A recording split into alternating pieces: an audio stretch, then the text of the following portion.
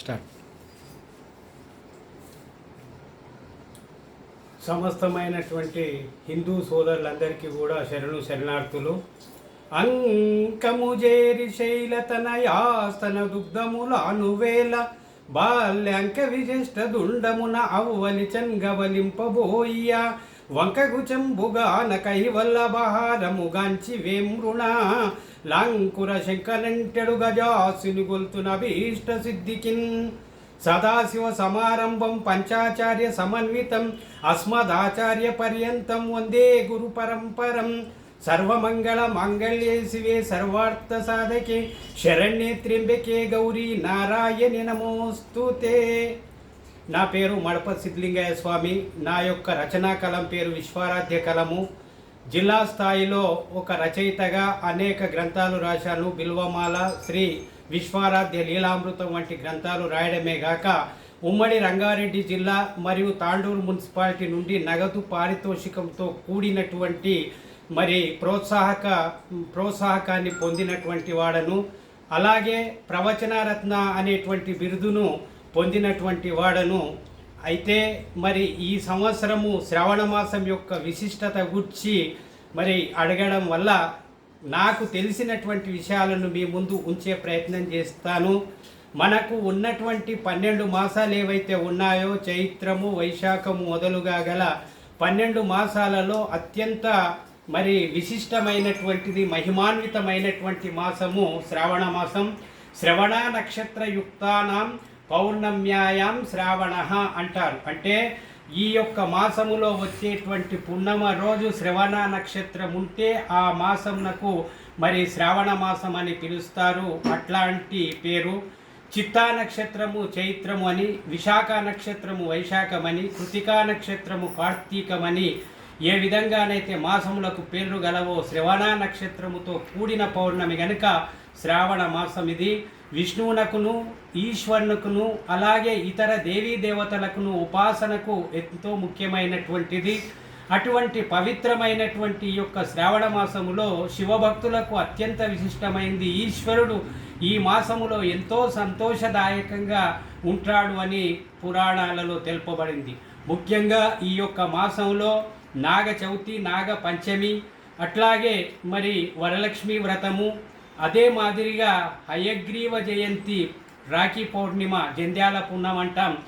ఆ పౌర్ణిమతో పాటు హయగ్రీవ జయంతి, విద్యా దేవతలలో హయగ్రీవుడు గొప్పవాడు, అతను కూడా. అటువంటి హయగ్రీవుని యొక్క జయంతి, రాఘవేంద్ర స్వామి యొక్క ఆరాధనోత్సవాలు, దానితో పాటు ఆ యొక్క గీతను ప్రపంచానికి చాటినటువంటి శ్రీకృష్ణ పరమాత్ముడు, ఇట్లా మహాత్ములు ఉద్భవించిన పవిత్రమైనటువంటి మాసం ఈ యొక్క శ్రావణ మాసం.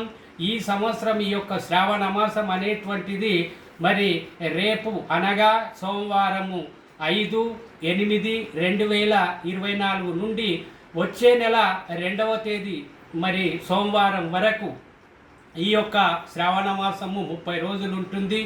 ఈ 30 రోజులు పాడ్యమి మొదలుకొని అమావాస్య వరకు ఉన్నటువంటి తిథుల యొక్క విశిష్టత ఎంతో గొప్పనైనటువంటిది. పూజలకు, వ్రతాలకు, నోములకు, యాగాలకు, యజ్ఞాలకు, అభిషేకాలకు అత్యంత విశిష్టమైనటువంటి మాసం. ఇటువంటి మాసములో శ్రావణ అనే దాంట్లోనే అర్థం ఉంది. శ్రవణం అంటే వినుట. ఆ వినేటువంటి విధానం అంటే ప్రవచనాదులు వినడం, పూజాదులు సల్పడం ఈ యొక్క మాసం యొక్క విశిష్టత. అందుకొరకే సత్సంగత్వే నిస్సంగత్వం, నిస్సంగత్వే నిర్మోహత్వం, నిర్మోహత్వే నిశ్చలతత్వం, నిశ్చలతత్వే జీవన్ముక్తి అని ఆదిశంకరులు అన్నట్లుగానే నిశ్చలతత్వ స్వరూపానికి ప్రతీక ఈ యొక్క శ్రావణ మాసం అని చెబుతారు. ముఖ్యంగా శివునికి, అభిషేక ప్రియుడైన శివునికి అభిషేకాలు జరుపుట ఎంతో ముఖ్యమైనటువంటిది, భక్తితో కూడుకున్నటువంటిది. అంతటి విశిష్టమైన ఈ శ్రావణ మాసంలో పరమేశ్వరుని యొక్క లీలా వైభవములో పవర్గం పరమేశ్వరం అని ఒక ఆర్టికల్ అంటే ఒక వ్యాసములో తెలియజేయదలుచుకున్నాను, ఆలకించండి.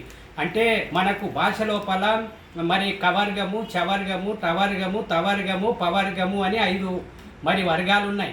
అయితే అందులో పవర్గం అంటే పా, పా, బా, బా, మా ఈ పంచాక్షరాలను పవర్గాక్షరములని భాషలో చెబుతారు. అందులో పా అంటే పార్వతీదేవి అని అర్థం.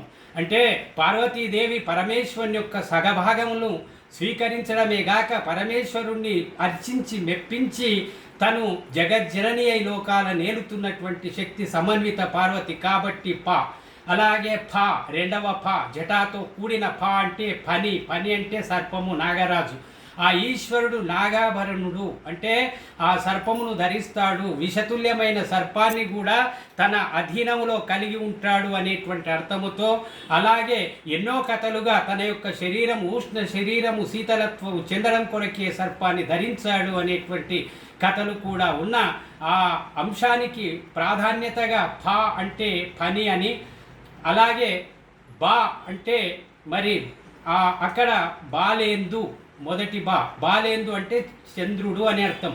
ఇంద్రుడు చంద్రుడు మొదలైనటువంటి అర్థాలు ఉన్నాయి. బాలేందు శేఖరుడు అని చంద్రశేఖరుడు అని శివునికి పేరు. అంటే ఆ యొక్క చంద్రుణ్ణి శిరమందు దాల్చినవాడు, చల్లదనానికి అమృత తుల్యానికి ప్రతీక చంద్రుడు కాబట్టి అటువంటి చంద్రునికి సంకేతార్థము బా. అలాగే ఇంకొక భా అంటే భస్మం. భస్మము ఈశ్వరునికి అత్యంత ప్రీతిపాత్రమైంది. పునరితి భస్మం వాయిరితి భస్మం నగ అని కీర్తిస్తూ ఉంటాం. అనాది శాశ్వతం శాంతం చైతన్యం చిద్భస్వరూపకం చిదంగం వృషభాకారం చిద్భస్వం లింగధారణం అని ఆ భస్మాన్ని ఎవరైతే భక్తి ప్రపత్తులతో తన ఇష్టలింగ పూజలో తను నొసట ధరించి లింగానికి ధరిస్తారో వాళ్ళ జన్మ చరితార్థమవుతుంది. కాబట్టి మరి ఆ పూజా ద్రవ్యాలలో శివ పూజా ద్రవ్యాలలో అత్యంత విశిష్టమైనటువంటిది భస్మం కాబట్టి భా అంటే భస్మం. ఇక చివరి అక్షరము మా అంటే మందాకిని. మందాకిని అంటే గంగా నది అని అర్థం.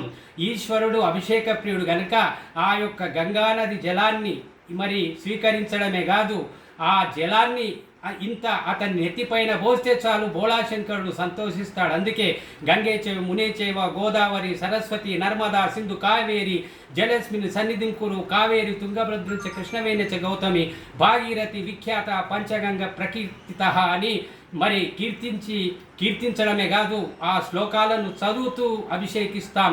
అటువంటి ఈ యొక్క పరమేశ్వరుడు పరాత్పరుడైన పరమేశ్వరుడు ఈ యొక్క పవర్గ స్వరూపుడు అని తెలియజేస్తూ మరొక మారు మీ అందరికీ కూడా ఈ యొక్క శ్రావణ మాస సందర్భంగా శుభాభినందనలు శుభాకాంక్షలు శుభాశీస్సులు అందజేస్తూ స్వస్తి ప్రేణ మార్గేణ మహిం మనీషం గోబ్రాహ్మణేభ్యం శుభమస్తు నిత్యం లోకా సమస్త సుఖినో భవంతు సన్మంగళాని భవంతు. ఓం శాంతి శాంతి శాంతి.